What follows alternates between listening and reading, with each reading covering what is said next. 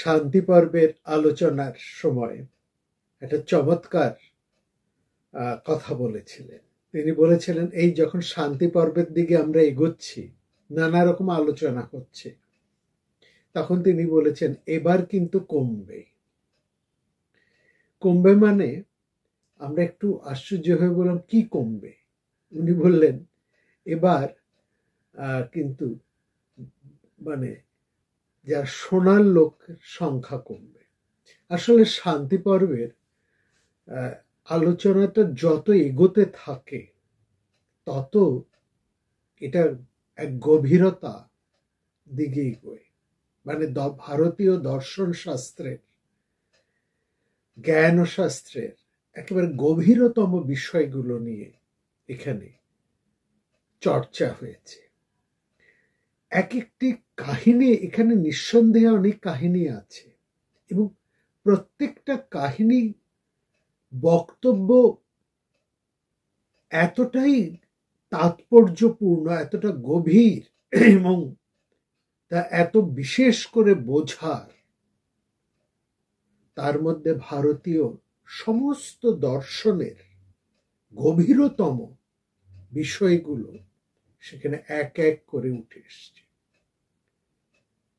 ভারতবর্ষে 6টা দর্শন তো আছেই, সেই সঙ্গে অন্যান্য বিষয়গুলো এই শান্তি পর্বের মধ্যে অত্যন্ত প্রাঞ্জল ভাবে এবং গভীরতার সাথে তার ব্যাখ্যা করা হয়েছে। প্রাঞ্জল তাদের কাছে যারা এর তাৎপর্যকে সঠিকভাবে অনুধাবন করতে পারেন, এটা কিন্তু বুঝতে হবে। না হলে এই সমস্ত কাহিনীগুলোর সত্যি সাধারণ শ্রোতার কাছে এতটা ভালো থাকে না। আমরা জিজ্ঞেস করেছিলাম ঠাকুরমশাইকে যে মহাভারত নিয়ে তো এত লেখা, এত বই, এত অনুবাদ রয়েছে, কিন্তু শান্তি পর্ব নিয়ে তেমন নেই কেন? শান্তি পর্বের একটা আক্ষরিক অনুবাদ হয়তো তাও কম, আক্ষরিক অনুবাদও সেরকম পাওয়া যায় না, কিছু রয়েছে, কিন্তু সেটা একেবারেই মামুলি আক্ষরিক অনুবাদ। তার এরকম ব্যাখ্যা গুরুত্ব, তিনি সঙ্গে সঙ্গে বললেন কে করবে, তার থেকে বড় কথা কারা করবে এবং কাদের জন্য করবে। এই 3টে প্রশ্ন ভীষণ গুরুত্বপূর্ণ। কে করবে, কারা করবে, আর কাদের জন্যই বা করবে। এই 3 জায়গায় ওই যে ঠাকুরমশাই বলেছেন এবার ভিড় কমবে, ব্যাপারটা আমরা কিন্তু তাই দেখি।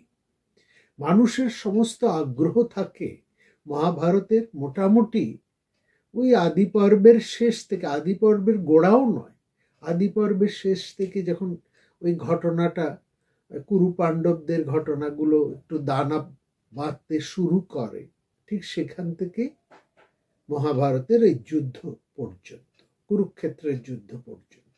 তারপরে কিছু মানুষ থাকেন তারা ওই শান্তি পর্বে প্রথম দিকে যে সমস্ত সাধারণ আলোচনাগুলো থাকে, বিশেষ করে রাজধর্ম পর্যন্ত, এই সেখানেও কিছু তবু মানুষ, শ্রোতা, পাঠক, আলোচককে আমরা পাই।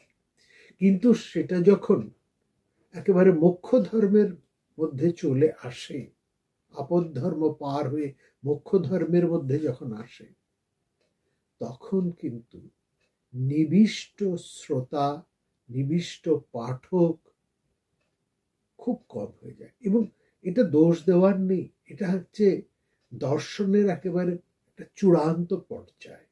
এই জায়গায় ভালো করে বুঝতে হয়।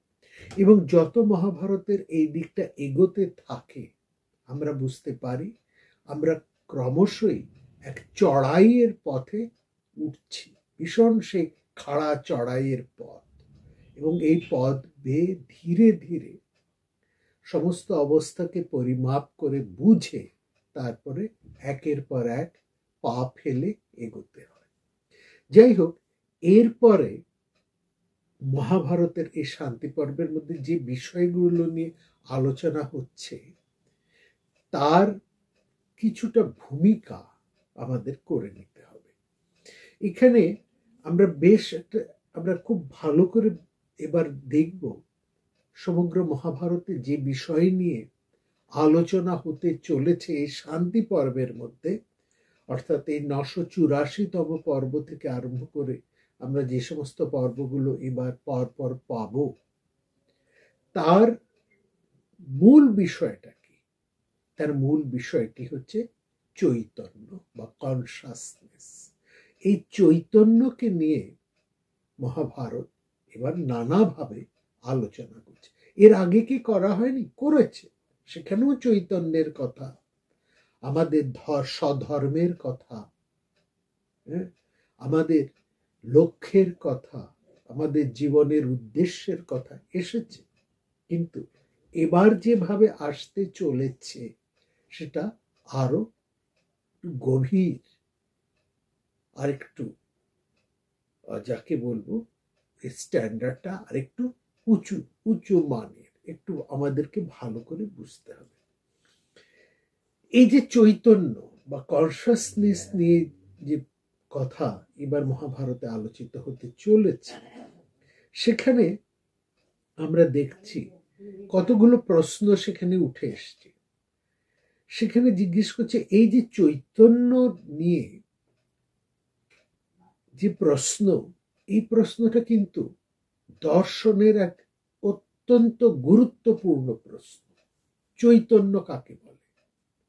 এবং এটা ঠিক একজন দার্শনিক বলবেন এই জগৎ হচ্ছে চৈতন্যময়, জীব জগৎ দুই চৈতন্যময়।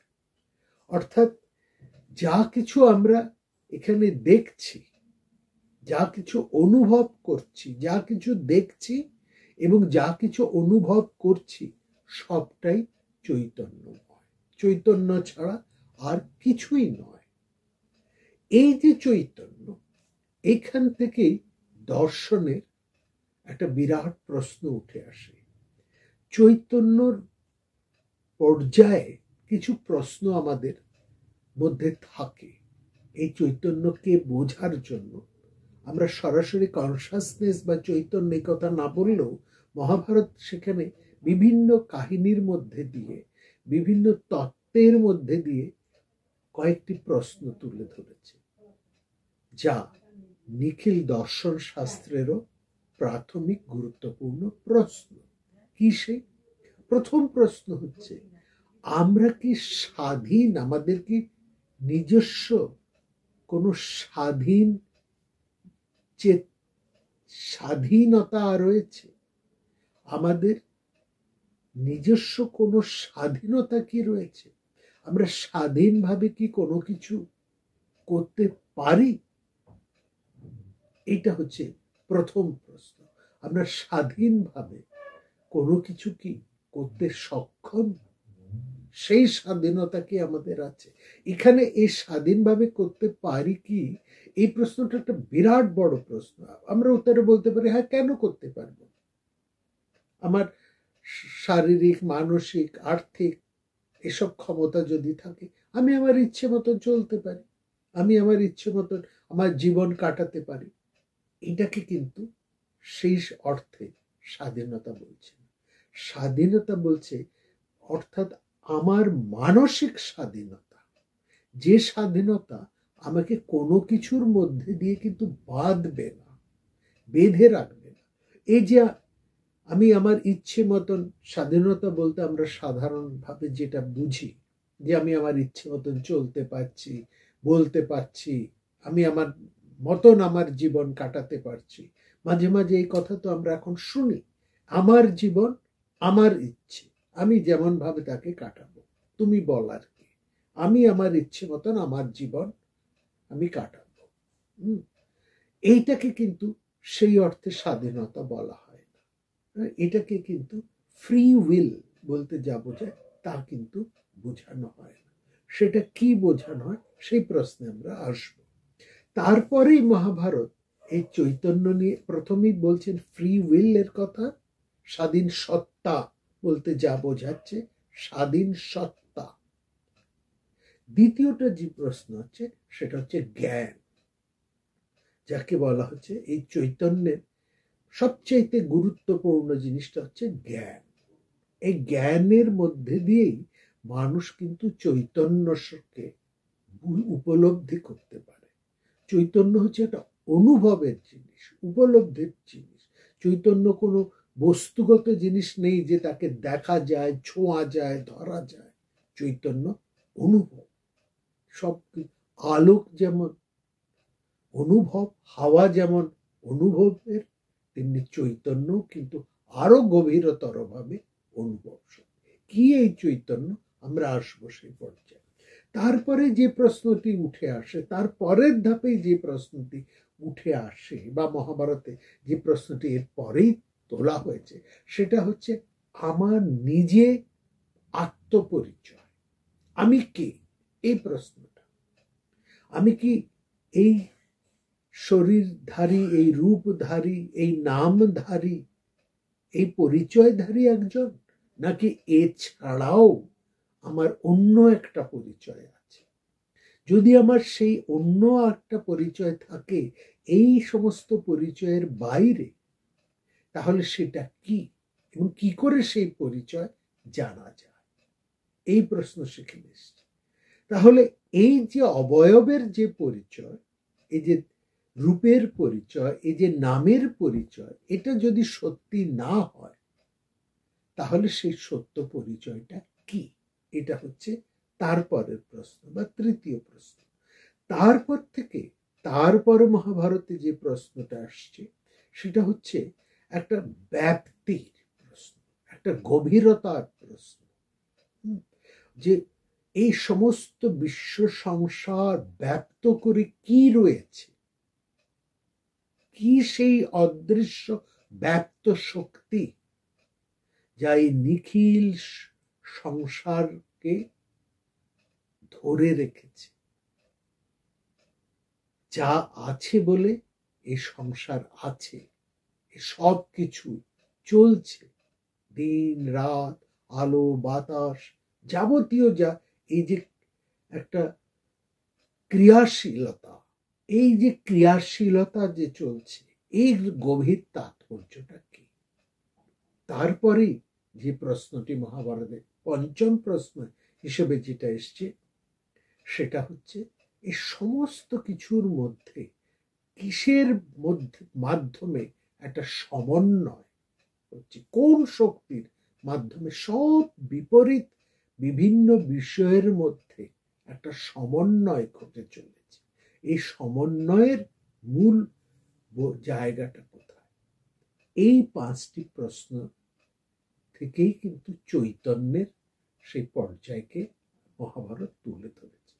এবং সেখানে প্রশ্ন গিয়ে প্রথমেই যেটা প্রশ্ন ওঠে, যে কোনটা সত্য, কোনটা সত্য আর কোনটাই বা মিথ্যা। যদি এটা সত্য হয়, সেই সত্যকে আমি কি করে জানবো বা কি করে জানলাম? বা কেউ যদি বলেন যে এইটি সত্য, ওটা মিথ্যে, তাহলে সঙ্গে সঙ্গে তাকে প্রশ্ন করা হয়েছে, তুমি তা জানলে কি করে? অর্থাৎ সেই সত্যকে আমি কিভাবে অনুভব করব? এ হচ্ছে সোজা প্রশ্ন। কোনটা সত্য আর সেই সত্যকে আমি জানবো কি করে? সেই সত্যকে কিভাবে অনুভব করা যায়? আর এই সত্যকে দিয়ে এই সত্য আমার কোন কাজে আসবে? তারপরে যে প্রশ্নটা, কেন আমি তাকে জানতে চাই? যদি বলা হয় তুমি সত্যের খোঁজ করো, সত্যের অনুসন্ধান করো, তুমি সত্যকে জানো, তাহলে আরেকটি প্রশ্ন সমানভাবে উঠে আসে, এই সত্য দিয়ে আমার কি হবে? এই জীবনে এই সত্যের কি কোন প্রয়োজন? আমি তো দিব্যি আছি, সেই সত্য না জেনে খাচ্ছি দাচ্ছি, ঘুরে বেড়াচ্ছি, ফুর্তি করছি, ভালোই আছি, তাহলে ওই সত্যকে জানার আমার প্রয়োজনটা কি? এবং এই যে সমস্ত কিছুকে মধ্যে দিয়ে কিন্তু আমরা খোঁজ করছে মহাভারত, সব কিছুর মধ্যে দিয়ে খোঁজ করছে মহাভারত কিন্তু সেই চৈতন্যকে, যেই চৈতন্যকে ব্রহ্ম বলা হয়েছে, ব্রহ্ম, যেই চৈতন্যকে বলা হয়েছে ব্রহ্ম। এবং তাকে মহাভারত বলছে, তাকেই যদি তুমি জানতে পারো, তাহলেই তুমি আনন্দ স্বরূপ হয়ে যাবে। সেই ব্রহ্মই হচ্ছে আনন্দ স্বরূপ।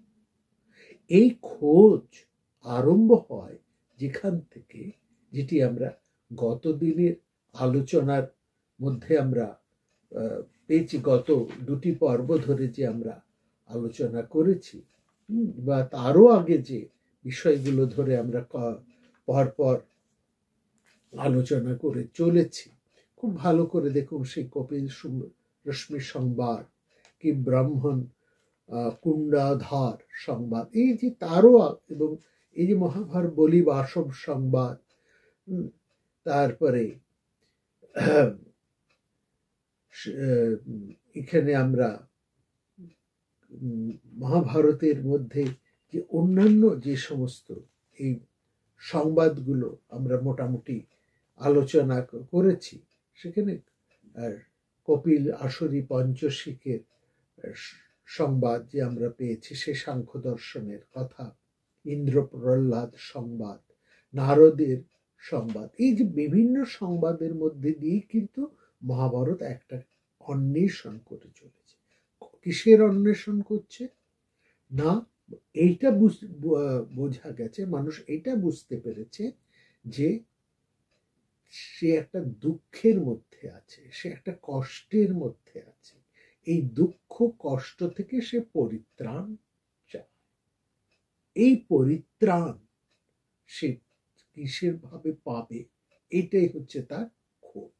এই খোঁজ থেকে আরম্ভ হতে হতে এই ধীরে ধীরে মহাভারত আমাদেরকে যেখানে এনে ফেলছে, বা যেখানে এনে এবার তুলে ধরছে আমাদের সামনে, এবার সেখানে কিন্তু সেই ব্যাপ্ত চৈতন্যের প্রসঙ্গ চলে আসছে, বা সেই ব্রহ্মণের প্রসঙ্গ।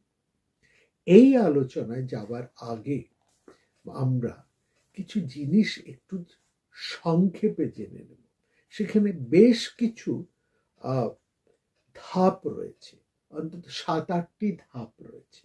আমরা প্রতিদিন একটি দুটি করে ধাপ এগিয়ে গিয়ে যাব, তারপরেই আমরা সেই মূল চৈতন্যকে, যাকে ব্রহ্মণ বলা হয়েছে মহাভারতে, তার বিষয়টি, তার তাৎপর্যটি আমরা বুঝতে পারব। আমরা যদি একেবারে সরাসরি সেই গভীরতম আলোচনার মধ্যে গিয়ে পড়ি, তাহলে কিন্তু আমাদের একটু অসুবিধা হবে। সুতরাং সেই কনসাসনেস, সেই চৈতন্য স্বরূপ, সেই ব্রহ্মণ যিনি আনন্দ স্বরূপ, তার বিষয় নিয়ে মহাভারত যেভাবে আলোচনা করেছে, সেই আলোচনায় পৌঁছানোর আগে আমাদের 7-8টি ধাপ পেরোতে হবে। প্রতিদিন আমরা দুটি দুটি করে ধাপ এগিয়ে গিয়ে যাব, ঠিক আছে? আজকে আমরা প্রথম দুটি ধাপ নিয়ে আলোচনা করব, এবং এই দুটি ধাপ আমরা কিন্তু অনেকভাবেই বলেছি, তবু আরেকবার আমরা এই প্রাথমিক দুটি ধাপের কথা শুনে নিই, ঠিক আছে? যেমন মহাভারতে একটা কথা বারবার বলা হয়েছে, সেটি হচ্ছে স্বধর্ম। এই স্বধর্ম বা নিজের ধর্ম, স মানে নিজে, আর ধর্ম। এই স্বধর্ম কি? এই স্বধর্মের কথা কোথা থেকে এলো মহাভারতে? সেখানে আমরা দেখছি মহাভারতের যে সামাজিক পরিকাঠামো আমরা দেখছি, অর্থাৎ যা ভারতবর্ষের সামাজিক কাঠামো, প্রাচীন ভারতবর্ষের সামাজিক কাঠামো যা ছিল, সেখানে আমরা দেখছি সাধারণত 4টি জাতি সেখানে উপস্থিত আছে। আমরা তাদের পরিচয় পেয়েছি মহাভারতে। হ্যাঁ, তাদের মধ্যে এক জাতি যারা জ্ঞান চর্চা করেন, পূজা আর্চা করেন, বিভিন্ন বিষয় নিয়ে পরামর্শ দেন, অর্থাৎ যাদের বুদ্ধিবৃত্তি এবং পূজা আর্চা ইত্যাদি নিয়ে এক জাতি রয়েছে। আরেক জাতির মানুষ, আরেক জাতির মানুষের কথা আমরা পেয়েছি, যারা দেশ শাসন করেন, যারা যুদ্ধ বিগ্রহ করেন, যারা নিরাপত্তা, বিপদে মানুষকে রক্ষা করেন, এই এক জাতি পেয়েছি। আরেক দলের পরিচয় আমরা পেয়েছি যারা ব্যবসা বাণিজ্য, চাষবাস ইত্যাদি বিভিন্ন কাজ নিয়ে ব্যস্ত আছেন। আর আরেক দল আছে যাদেরকে এক কথায় আধুনিক ভাষায় আমরা যাদেরকে বলতে পারি শ্রমজীবী। আধুনিক ভাষায় এটা বললে বুঝতে আমাদের সুবিধে হবে। তারা হচ্ছে শ্রমজীবী। যারা জ্ঞান চর্চা পূজা পাঠ নিয়েছিলেন তাদেরকে বলা হয় ব্রাহ্মণ। যারা শাসন যুদ্ধ বিগ্রহ রক্ষা ইত্যাদি কাজ নিয়ে যারা ব্যস্ত তাদেরকে বলা হচ্ছে ক্ষত্রিয়। যারা ব্যবসা বাণিজ্য পশুপালন ইত্যাদি চাষ ইত্যাদি নিয়ে যারা ছিলেন তারা হচ্ছেন বৈশ্য। আর যারা শ্রমজীবী যাদের কথা তাদেরকে বলা হচ্ছে শূদ্র। এটা নিয়ে আমরা বিস্তৃত আলোচনা মহাভারতের শান্তি পর্বের মধ্যে করেছি, নানাভাবে করেছি। এই চারটি হচ্ছে জাতি। এবার এছাড়াও আমরা আরেকটা জিনিস মহাভারতের মধ্যে দেখেছি, সেটা কি না, এই যে মানুষের যে জীবন, একজন ব্যক্তির যে জীবন, তার জীবনেরও আমরা দেখেছি চারটে ধাপ। যেমন চারটে জাতি, তেমনি একক মানুষের ব্যক্তি মানুষের জীবনেরও আমরা চারটি ধাপ দেখেছি। কি সেই চারটি ধাপ? প্রথমটি হচ্ছে তার অধ্যয়ন, পড়াশোনার জীবন, জ্ঞান চর্চার জীবন বা আহরণের জীবন, যেখানে সে সমস্ত সংসার থেকে আহরণ করছে, জ্ঞান শিক্ষা গ্রহণ করছে। ঠিক আছে। দ্বিতীয় ধাপটি হচ্ছে তার গার্হস্থ্য জীবন, যেখানে সে তার কর্তব্য কর্ম পালন করছে, যা শিখে এসেছে তাকেই সে কাজে লাগাচ্ছে, তার মাধ্যমে সে সংসার প্রতিপালন করছে, সমাজে সে প্রতিপালন করছে, কাজকর্ম করছে। তারপরের ধাপটি হচ্ছে সে সমস্ত কাজ থেকে এবার অন্যকে, তার দায় অন্যের হাতে তুলে ধরে ধীরে ধীরে সংসারের কাজ থেকে নিজেকে একটু একটু করে নির্লিপ্ত করছে, একটু একটু নিজেকে সরিয়ে নিয়ে আসছে। সেটা হচ্ছে বানপ্রস্থ। এবং শেষ ধাপে সে সমস্ত দায় দায়িত্ব সমস্ত আসক্তিকে সে যখন ত্যাগ করছে, সেটি হচ্ছে তার সন্ন্যাস। প্রথমটি হচ্ছে তার ব্রহ্মচর্য, অর্থাৎ তার আহরণের সময়, সাধারণ এখনকার ভাষায় আমরা বলবো তার স্টুডেন্ট লাইফ। দ্বিতীয়টি হচ্ছে গার্হস্থ্য, অর্থাৎ তার ম্যারেড লাইফ। তৃতীয়টি হচ্ছে বানপ্রস্থ এবং চতুর্থটি হচ্ছে সন্ন্যাস। এই চারটি ধাপেই কিন্তু সেই প্রাচীন সময়ে একজন মানুষ পরপর এভাবেই যেতেন। এইভাবেই প্রত্যেক মানুষের জীবনে কিন্তু নির্দিষ্ট ছিল। সে প্রথমে জ্ঞান আহরণ করবে, সংসার প্রতিপালন করবে, তারপরে আস্তে আস্তে সে দায়িত্ব আসক্তি এগুলো ছাড়বে, তারপরে সবকিছু ছেড়ে সে এক ঈশ্বরীয় চিন্তায় নিজেকে ব্যাপৃত রাখবে। এটা কিন্তু প্রত্যেক মানুষ, সে ব্রাহ্মণ হতে পারে, ক্ষত্রিয় হতে পারে, বৈশ্য কিংবা শ্রমজীবী বা শূদ্র হতে পারে, তার প্রত্যেক একজন ব্যক্তি মানুষ এই চারটি ধাপের মধ্যে দিয়ে সে যাবে। এইভাবেই এই যে চারটি ধাপ ব্যক্তি মানুষের করা হচ্ছে, তার মূল কারণটি হচ্ছে তার কর্তব্য সম্পর্কে তাকে সম্যকভাবে অবহিত করা। এটাই হচ্ছে মূল কারণ। এই যে কিভাবে তার কর্তব্যকে এখানে স্থির করে দেওয়া হতো, এই জায়গাটা আমাদের বিশেষ করে বুঝতে হবে। এটা এত সোজা ব্যাপার নয়, বা এটা এত ছেলে খেলার বিষয়। এটি এর পেছনে অনেক চিন্তা, অনেক ভাবনা রয়েছে।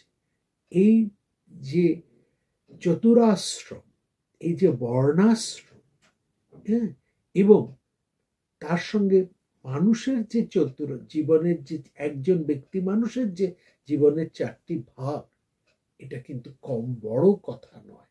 এর পেছনে গভীর চিন্তা, গভীর তাৎপর্য রয়েছে। দেখা এইখানেই প্রশ্ন আসছে, এইখান থেকেই একজন মানুষ তার জীবনের কর্তব্য বা স্বধর্ম সম্পর্কে সে কিন্তু পরিচিত হয়ে ওঠে। এই জায়গাটাই বিশেষ গুরুত্বপূর্ণ।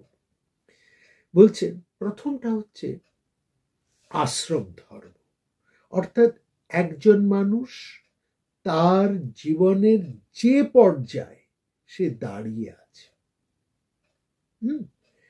সেটা হচ্ছে প্রথম ধাপ। অর্থাৎ সে যদি স্টুডেন্ট লাইফে থাকে, অর্থাৎ সে যদি ব্রহ্মচর্য আশ্রমে থাকে, তাহলে তার এক রকমের কর্তব্য। যদি সেই স্টুডেন্টটি যখন গার্হস্থ্য ধর্মের মধ্যে ঢুকে পড়ে, তখন তার কর্তব্যটা পাল্টে যায়, আরেক রকম কর্তব্য। তারপরে আবার কি হচ্ছে, শুধু কি তাই, তারপর হচ্ছে বর্ণ ধর্ম, অর্থাৎ জাতি, পরিবার, জীবিকা সূত্রে তার যা কর্তব্য। আগেকার দিনে কি ছিল না, পিতার যা ধর্ম পুত্র তাই পালন করত, এরকম একটা নির্দিষ্ট ছিল। এখন সেটা কিন্তু নেই। কিন্তু এখানে মানুষের জীবিকাটা রয়েছে। আগে কিরকম জীবিকা ছিল না, পিতার যা জীবিকা পুত্র সেই জীবিকাই পালন করে চলত। এটার মধ্যে দিয়ে একটা জিনিস হতো যে একটা স্পেশালাইজেশন হতো, অর্থাৎ ডাক্তারের ছেলে যদি ডাক্তার হয়, হ্যাঁ, মানে চিকিৎসকের সন্তান যদি চিকিৎসক হয়, শিক্ষকের ছাত্র যদি সন্তান যদি শিক্ষক হয়, উকিলের সন্তান যদি উকিল হয়, তাহলে তারা একটা পারিবারিক সাপোর্টে, পারিবারিক দক্ষতা তার মধ্যে পাওয়া যায়। এটা একটা স্পেশালাইজেশনের ব্যাপার ছিল। কিন্তু এখন হয়তো সেরকম হয় না। এখন একজন ডাক্তারের ছেলে সে একটা অন্য কোনো মেকানিক্যাল লোক হয়ে গেল, কিংবা একজন মেকানিক্যাল ইঞ্জিনিয়ার, তার ছেলে হয়তো দেখা গেল সে অন্য কোনো বিষয় নিয়ে সে গবেষণা করছে। এরকম নানা রকম ভাবে মানুষ তার আলাদা আলাদা পড়ে, কিন্তু নিজের পছন্দ মতন জীবিকা বেছে নেবার সুযোগ আগেকার দিনে ছিল না, এখন যেটা আছে এটা একটা ভালো দিক।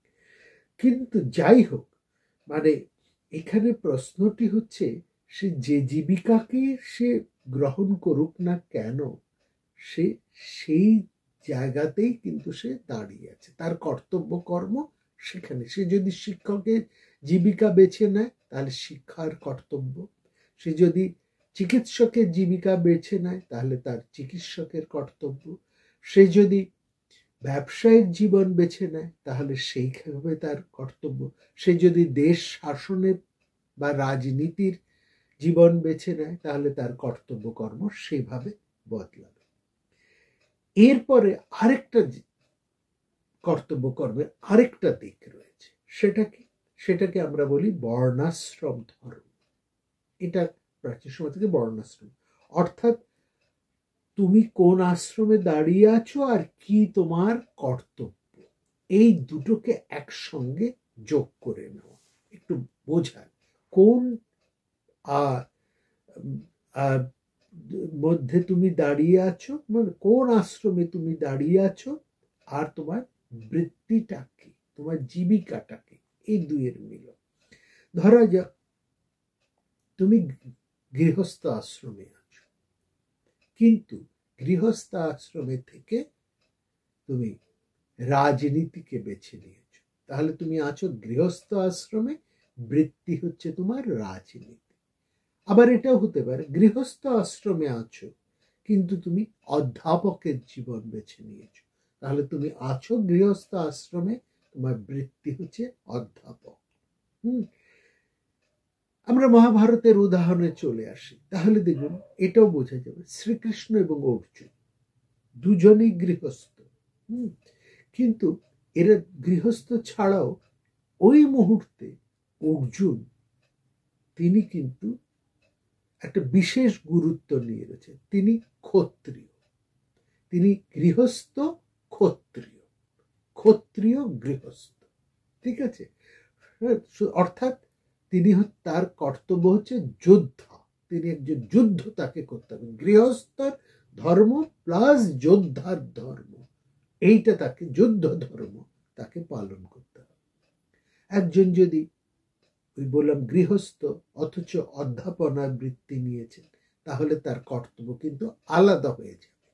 তখন সে আর যিনি অধ্যাপক, গৃহস্থ অথচ অধ্যাপক, আর গৃহস্থ অথচ রাজনীতিবিদ, দুয়ের কর্তব্য কিন্তু আলাদা। আমি গৃহস্থে আছি কিন্তু গৃহস্থের ধর্ম পালন করছি না, এটা চলবে না। আবার গৃহস্থে থেকে আমি অধ্যাপক কিন্তু অধ্যাপনার বৃত্তি ছেড়ে দিয়ে আমি সেখানে বসে রাজনীতি করছি, তাহলেও আমি স্বধর্ম থেকে সরে এসেছি। এটা বুঝতে হবে। এটা হচ্ছে বর্ণাশ্রম ধর্ম। তারপরে যে এছাড়াও আরেকটি ধর্ম আমাদের বা কর্তব্য আছে। এই সব ধর্ম শব্দের অর্থ কিন্তু এখানে কর্তব্য। স্বধর্ম, যে মুহূর্তে ধর্ম চলে আসছে সেই ধর্মের হাত ধরে সঙ্গে সঙ্গে চলে আসছে তার কর্তব্যটিও। এটা বিশেষ করে লক্ষ্য করা, তাই না? বিশেষ ধর্ম, এরপরে আমরা যেটা পাচ্ছি বিশেষ ধর্ম, অর্থাৎ জীবনের নির্দিষ্ট একটা কোনো বিশেষ পরিস্থিতির মধ্যে যখন আমরা দাঁড়িয়ে থাকি। যেমন সেই মহাভারতের উদাহরণে চলে আসি। মহাভারতের কুরুক্ষেত্রের সেই জায়গাটা লক্ষ্য করুন, যেখানে রথের উপরে দাঁড়িয়ে আছেন অর্জুন, আর তার সারথি বা তার ড্রাইভার হিসেবে সেখানে বসে আছেন শ্রীকৃষ্ণ। এরা দুজনে গৃহস্থ, দুজনেই ক্ষত্রিয়, কিন্তু ওই বিশেষ পরিস্থিতিতে তারা কেবলমাত্র গৃহস্থ নন, কেবলমাত্র ক্ষত্রিয় নন। সেখানে শ্রীকৃষ্ণের একটা বিশেষ ধর্ম হচ্ছে রথটাকে পরিচালনা করে নেওয়া, আর অর্জুনের বিশেষ ধর্ম হচ্ছে তিনি কেবলমাত্র যোদ্ধা ক্ষত্রিয় নন, তিনি কেবলমাত্র একজন গৃহস্থ নন, তিনি কেবলমাত্র একজন ক্ষত্রিয় হিসেবে যোদ্ধা নন, তিনি পাণ্ডবদের সর্বাধিনায়ক। He is the captain, he is the leader of the Pandava force. সেই হিসেবে তিনি দাঁড়িয়েছেন। সেই যে পদ গুরুত্বপূর্ণ, সেই পদে যে তিনি দাঁড়িয়েছেন, এটা অর্থাৎ একটা বিশেষ মুহূর্তে mister x is a family man, তিনি একজন কোম্পানির বড় এক্সিকিউটিভ, এবং একটা বিশেষ অবস্থায় তার উপরে একটা বিশেষ দায়িত্ব অর্পণ করা হয়েছে। তাহলে তিনি সেই মুহূর্তে তার পরিচয় কেবলমাত্র তিনি একজন ফ্যামিলি ম্যান এই হিসেবে ধরা হবে না, তিনি কোম্পানির একজন বড় এক্সিকিউটিভ। শুধু তাই নয়, তার পরিচয় হচ্ছে ওই সময়ে তিনি একটা বিশেষ দায়িত্ব তাকে দেওয়া হচ্ছে, তিনি হচ্ছে সেই বিশেষ দায়িত্ব পালনের নির্বাহী। এইটাই হচ্ছে বিশেষ ধর্ম। ঠিক আছে? এইগুলো এইভাবে কিন্তু আমাদের দেখুন কর্তব্যগুলো জীবনের কেমন ভাবে পাল্টে পাল্টে, এবং সেই সঙ্গে আমাদের যেমন পরিচয়গুলো পাল্টে পাল্টে যায়, সেই সঙ্গে সঙ্গে আমাদের কর্তব্যও পাল্টে পাল্টে যায়, এবং সেই কর্তব্য পাল্টানোর সাথে সাথে আমাদের ধর্মও পাল্টে যায়।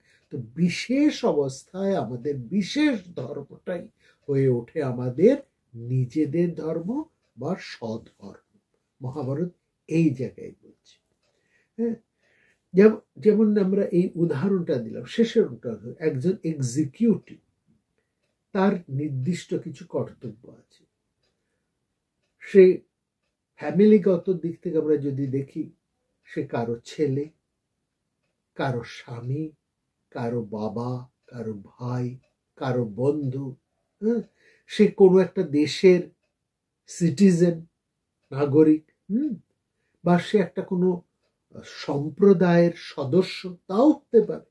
কিন্তু ওই একটা বিশেষ মুহূর্তে তাকে একটা বিশেষ দায়িত্ব যখন সে পালন করছে, তখন কিন্তু অন্যান্য তার পরিচয়গুলো গৌণ হয়ে যাচ্ছে। ধরো একটা ক্রুশিয়াল কোম্পানির একটা ক্রুশিয়াল মুহূর্তে তাকে একটা বিশেষ দায়িত্ব দেওয়া হলো, তখন তার স্বধর্ম হচ্ছে ওই বিশেষ ধর্মটাকে পালন করা। হ্যাঁ, সে একসঙ্গে কারো সন্তানের কর্তব্য পালন করবে, স্বামীর কর্তব্য পালন করবে, পিতার কর্তব্য পালন করবে, বন্ধুর কর্তব্য পালন করবে, নাগরিক হিসেবে দেশের প্রতি তার কর্তব্য আছে, বিশেষ সম্প্রদায়ের প্রতিনিধি হিসেবে তার সম্প্রদায়ের প্রতি তার কর্তব্য আছে। কিন্তু সেই মুহূর্তে তার সবচাইতে বড় কর্তব্য হচ্ছে ওই বিশেষ দায়িত্ব তাকে যা তার উপরে ন্যস্ত করা হয়েছে। এইভাবেই কিন্তু মানুষের স্বধর্ম পাল্টে পাল্টে যায়। সে এতগুলোই তার ধর্ম, কিন্তু বিশেষ ক্ষেত্রে তার বিশেষ ধর্মটি হচ্ছে ওই, যেমন অর্জুনের স্বধর্ম ছিল সমগ্র পাণ্ডবদের হয়ে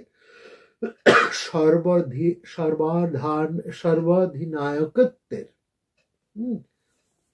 দায়িত্বটাকে পালন করা। সুতরাং সে কিন্তু কোনোভাবেই সর্বাধিনায়ক হিসেবে সে কিন্তু কোনোভাবেই যুদ্ধক্ষেত্র থেকে পালাতে পারে না। একজন ক্ষত্রিয় যুদ্ধ থেকে যদি পালাতে পারেও অর্জুন কিন্তু পালাতে পারবেন না।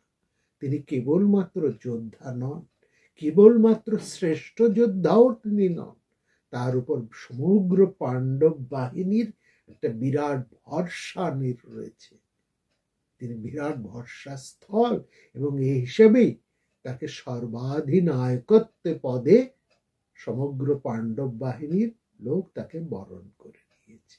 এই গুরুত্বর জায়গা থেকে সে কিন্তু সরে আসতে পারে না। ঠিক আছে, এছাড়াও এটা ছাড়াও এই যে চারটে ধর্ম ছাড়াও আরেকটি ধর্ম আছে, সেটাকে বলা হয় সাধারণ ধর্ম। সেটা কি? সেই সাধারণ ধর্ম হচ্ছে প্রত্যেক মানুষের মধ্যে এই সাধারণ ধর্মগুলো থাকতেই হবে। সেটা যেমন কি, যেমন আমরা বলি সত্য, সংযম, নিঃস্বার্থ, ত্যাগ, ক্ষমা, এইগুলো হচ্ছে সব মানবিক যে সমস্ত গুণাবলী, এগুলোকে বলা হচ্ছে সবার মধ্যে যা থাকা আবশ্যক, যা সব মানুষের মধ্যে থাকতেই হবে। এগুলো সুতরাং এই সাধারণ ধর্মকে আরেকটিও ভাবে বলা হয় বিশ্বজনীন ধর্ম, যা প্রত্যেক মানুষের মধ্যে তা থাকতেই হবে। না থাকলে সে কিন্তু মনুষ্য পদবাচ্য বলেই গ্রাহ্য হবে না। অর্থাৎ এইগুলোকে সব একসঙ্গে বলা হয় মানবিকতা।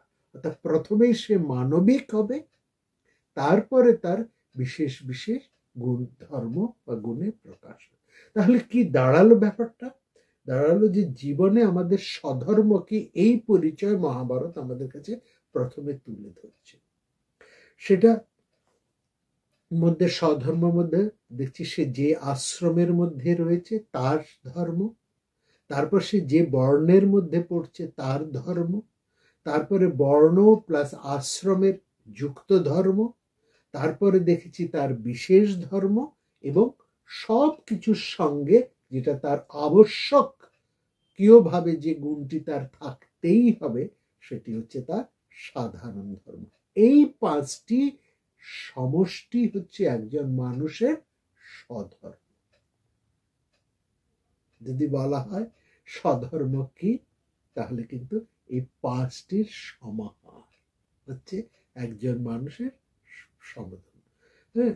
এই প্রত্যেকটাই হচ্ছে, অর্থাৎ জীবিকা ভিত্তিক জীবনের আমি যে পর্যায়ে যে আশ্রমে রয়েছি তার প্রতি আমার কর্তব্য, আমাদের জীবিকার যে জীবিকা আমি গ্রহণ করেছি সেই জীবিকার প্রতি আমাদের কর্তব্য, এবং সেই আশ্রম এবং জীবিকা দুই সঙ্গে একসঙ্গে যুক্ত করে যে কর্তব্য আসছে সেই কর্তব্য, এবং কোনো বিশেষ পরিস্থিতিতে বিশেষ একটা সিচুয়েশনের ক্ষেত্রে আমার উপরে যে দায় চাপানো হয়েছে বা যে দায় আমি স্বীকার করেছি, সেই বিশেষ দায়ের কর্তব্য, এবং সব কিছুর সঙ্গে আমার মানবিকতা, সে মানবিক ধর্ম পালনের কর্তব্য। এই হচ্ছে সব কটা মিলিয়ে আমার স্বধর্ম, বা যে কোনো মানুষ ব্যক্তি মানুষের স্বধর্ম। এইভাবে একে খুব সহজ করে এখানে মহাভারত বলছেন, যা আমাদের যে ধর্ম পালন, যে জীবন চর্চা আমাদেরকে শ্রেয়র দিকে নিয়ে চলে, তাই আমাদের কর্তব্য। আর যা আমাদেরকে শ্রেয় থেকে সরিয়ে দেয়, যা কেবলমাত্র প্রেয় অথচ শ্রেয় নয়, তা আমাদের কর্তব্য হতে পারে না। এই শ্রেয়কে অনেকে ঈশ্বরের, যারা ঈশ্বরকে প্রধান হিসেবে গ্রহণ করেন, যেসব দর্শন ঈশ্বরকে প্রধান করেন, তারা বলেন যা আমাদেরকে ঈশ্বরাভিমুখী করে তোলে তাই হচ্ছে আমাদের জীবনের কর্তব্য, আর যা কিছু ঈশ্বর থেকে আমাদেরকে দূরে সরিয়ে নিয়ে যায় তা আমাদের অকর্তব্য। আর যেসব দর্শন ঈশ্বরকে প্রধান বলে স্বীকার করে না, তারা ঈশ্বরের জায়গায় শ্রেয় শব্দটিকে ব্যবহার করেছে। আর যা শ্রেয় তাই ঈশ্বর, তার মধ্যে কিন্তু কোনো আলাদা কিছু নয়। শ্রেয় লাভই হচ্ছে ঈশ্বর লাভের সোপান। সুতরাং মূল হচ্ছে মহাভারত এরকম মধ্যে পরিষ্কার বলছেন, যা তোমার পক্ষে শ্রেয়, নিঃশ্রেয়স, যা তোমার পক্ষে শ্রেয় তাই হচ্ছে তোমার কর্তব্য। আর যা তোমাকে শ্রেয় থেকে বিচ্যুত করে কেবলমাত্র প্রেয়ের দিকে ঠেলে দেয়, তা তোমার কর্তব্য হতে পারে না। তাহলে এই যে আমার জীবনের কোনটা কর্তব্য আর কোনটা অকর্তব্য, এটা কি করে ঠিক করব, এই নিয়ে মহাভারতের মধ্যে বেশ কিছু আলোচনা হয়েছে। আমরা তার বিভিন্ন কাহিনীর মধ্যে তার পরিচয় পেয়েছি এবং ভবিষ্যতেও হয়তো আরো কিছু কাহিনী আসবে। তবে একটা কথা বলে রাখি, যে কথা বলে আজকের আলোচনা আমরা শুরু করেছি, তার এই যে আলোচনা আমাদের চলছে, তার মূল লক্ষ্য হচ্ছে সেই চৈতন্য, সেই কনসাসনেস যার দিকে মহাভারত আমাদেরকে ধীরে ধীরে এগিয়ে নিয়ে চলছে, যাকে বলা হচ্ছে ব্রহ্ম বা সেই বিরাট, তার দিকেই কিন্তু মহাভারত আমাদেরকে নিয়ে, এইগুলো হচ্ছে সেই দিকে যাওয়ারই প্রাথমিক ধাপ বা সিঁড়ি। এই ভালো করে লক্ষ্য করবে, আমাদের শান্তি পর্বের মধ্যে আমরা কিন্তু এই ধাপগুলি বিভিন্ন কাহিনীর মধ্যে দিয়ে, বিভিন্ন সংবাদের মধ্যে দিয়ে, বিভিন্ন তত্ত্বের মধ্যে দিয়ে আলোচনা করে এসেছি। সেই সব কিছু মূল।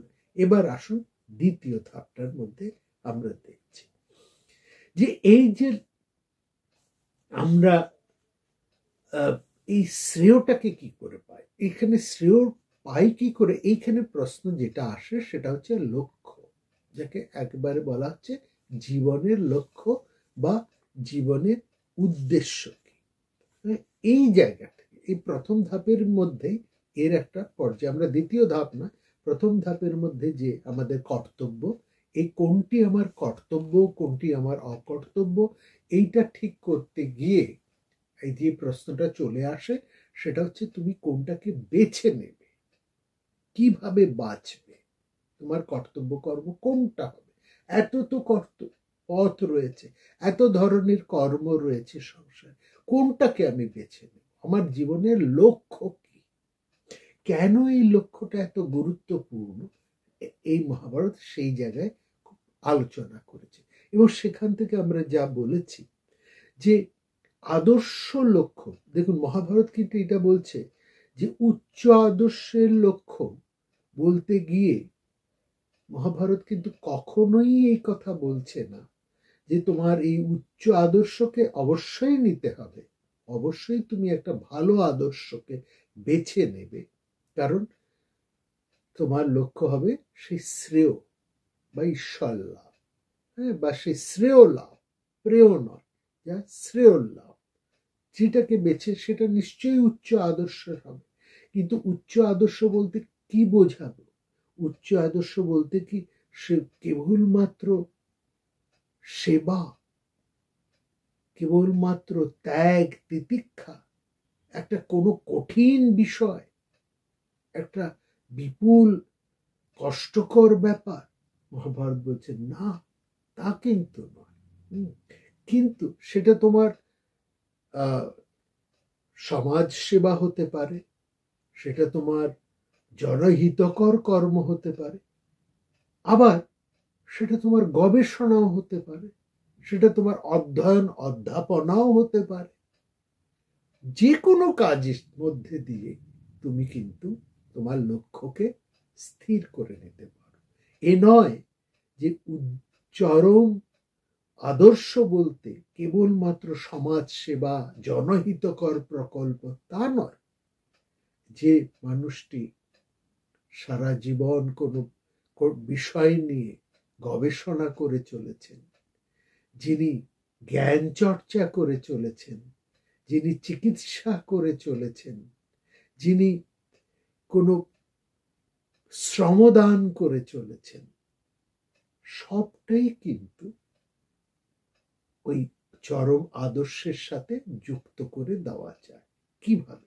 প্রথমেই হচ্ছে যে তোমার একটা লক্ষ্য নির্দিষ্ট করতে, তুমি কোনটাকে বেছে নেবে। এবং সেখানে খুব চমৎকার একটি কাহিনী আছে।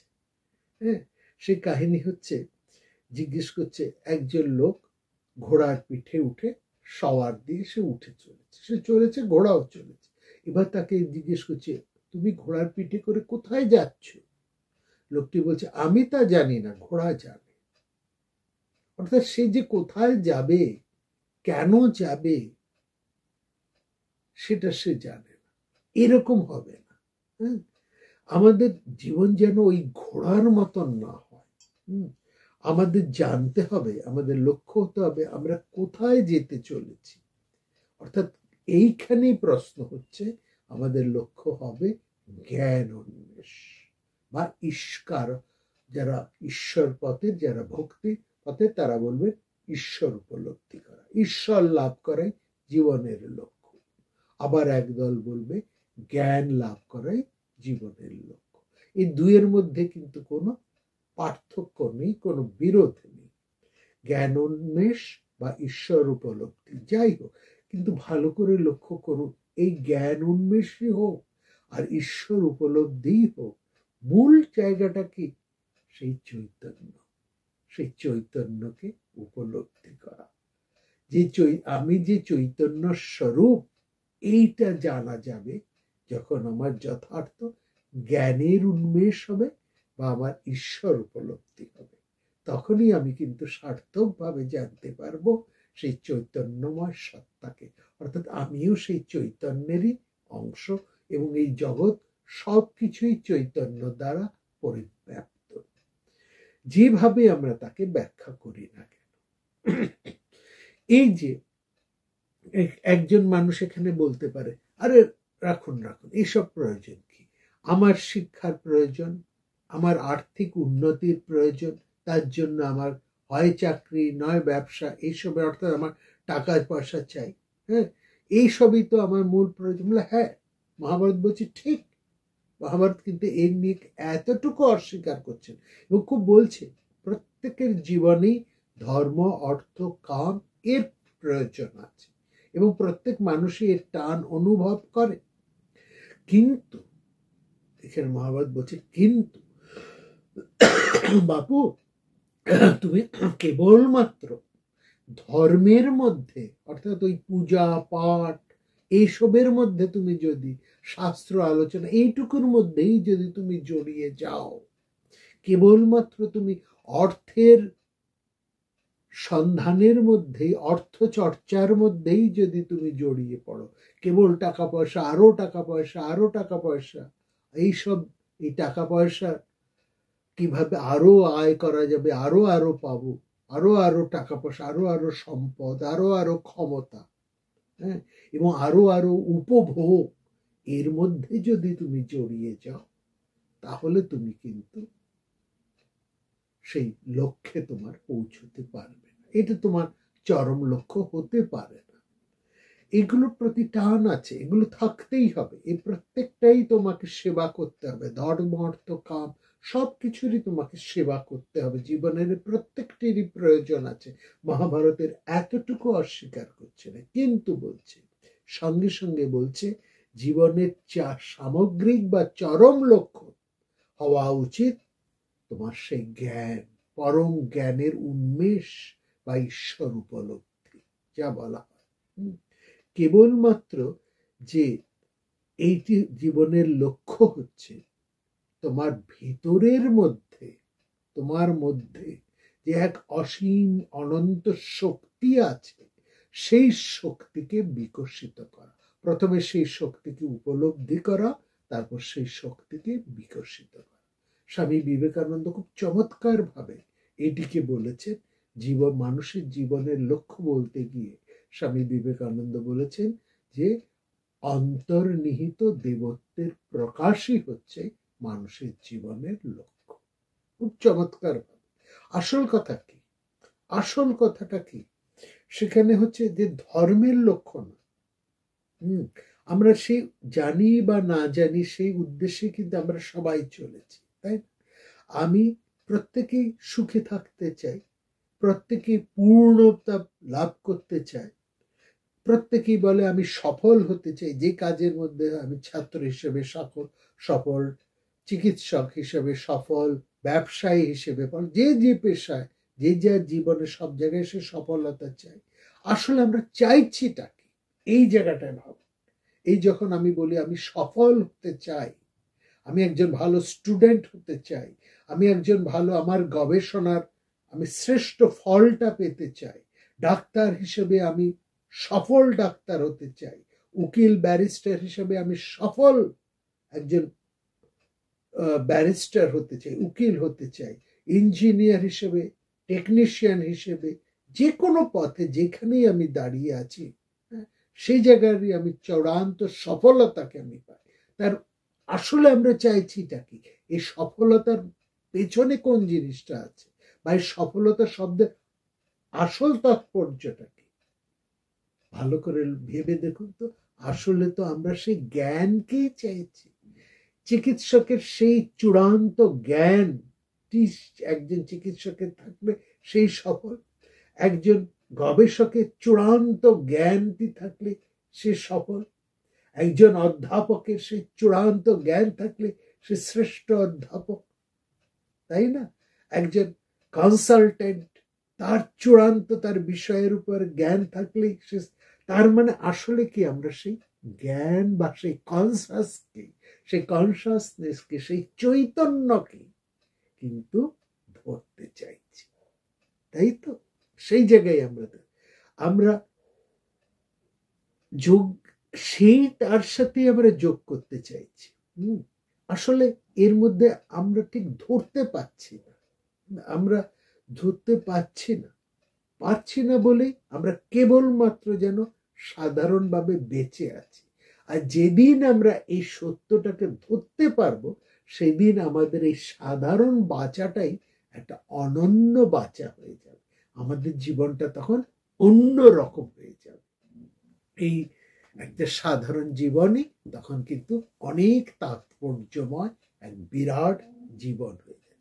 সেই থেকেই দেখুন শ্রী অরবিন্দ খুব, যাকে বলছেন এই লাইফ ইজ এ যোগা, সমগ্র জীবনই হচ্ছে একটা যোগ। এবং সেখানে শ্রী রামকৃষ্ণ বলছেন, তিনি কি বলছেন? অবিদ্যা মায়া থেকে বিদ্যা মায়ায় চলে যাওয়া। দুজনে একই কথা বলছেন। অরবিন্দ বলছেন এই সমগ্র জীবনটা হচ্ছে একটা যোগ। কিসের সাথে যোগ? একটা বিশাল মহাজাগতিক যোগ। আর শ্রী রামকৃষ্ণ তাকে বলছেন অবিদ্যা মায়া থেকে বিদ্যা মায়ার মধ্যে যাওয়া। তার মানে কি, এই যে জীবনে আমরা ভোগ করে যাচ্ছি, উপভোগ করে যাচ্ছি, হ্যাঁ, এটা আসলে জীবনকে আস্বাদন করা, তাই তো? এই আস্বাদন করাটা, এই ভোগটাকে কিভাবে, ভোগ থেকে আমরা এবার চলে যাব অপবর্গ। ভোগ থেকে অপবর্গ শব্দের অর্থ হচ্ছে জ্ঞান উন্মেষ, আধ্যাত্মিক জ্ঞান উন্মেষের দিকে একটা সচেতন ভাবে কেবলমাত্র পশু পাখি সবাই জীবন ভোগ করে। তাহলে আমরা একজন মানুষ কি সেরকমই শুধু জীবনকে ভোগ করবেন? না, সে একটা বিশেষভাবে যাবে। এই বিশেষভাবে সে যখন তার জীবনটাকে দেখতে শিখবে, তখনই সে পৌঁছবে দ্বিতীয় পর্যায়ে বা দ্বিতীয় ধাপে। এই দ্বিতীয় ধাপটা কি, তার কথাও কিন্তু আমরা অনেকগুলো কাহিনীর মধ্যে শুনেছি। আমরা আসব আগামী দিন সেই দ্বিতীয় ধাপের কথা বলবো। কি সেই দ্বিতীয় ধাপ, যেখানে আমরা সাধারণ মানুষ একটু বিশেষ হয়ে উঠছে। তখন সে আর কিন্তু কমন ম্যান নয়, সে তখন কিন্তু একটু বিশেষ মানুষ হয়ে যায়। যেই মুহূর্তে সে ওই ভোগ থেকে অপবর্গের দিকে চলে আসছে, তার জীবনকে একটু অন্যরকম ভাবে দেখতে চাইছে বা দেখতে পারছে, তখনই সে কিন্তু একটা জ্ঞান উন্মেষের দিকে সে চলে আসছে। এবং তখনই তার মধ্যে আমরা একটা বিশাল বিচার শক্তি আমরা তার মধ্যে দেখছি। এটি হচ্ছে তার জীবনের দ্বিতীয় পর্যায়। এই দ্বিতীয় পর্যায় নিয়ে আমরা আসব আগামী দিন। প্রাণারাম প্রাণারাম প্রাণারাম প্রাণারাম প্রাণারাম প্রাণারাম। কি যেন লুকানো নামে তাই মিষ্ট এত তব নাম। প্রাণারাম প্রাণারাম প্রাণারাম প্রাণারাম প্রাণারাম।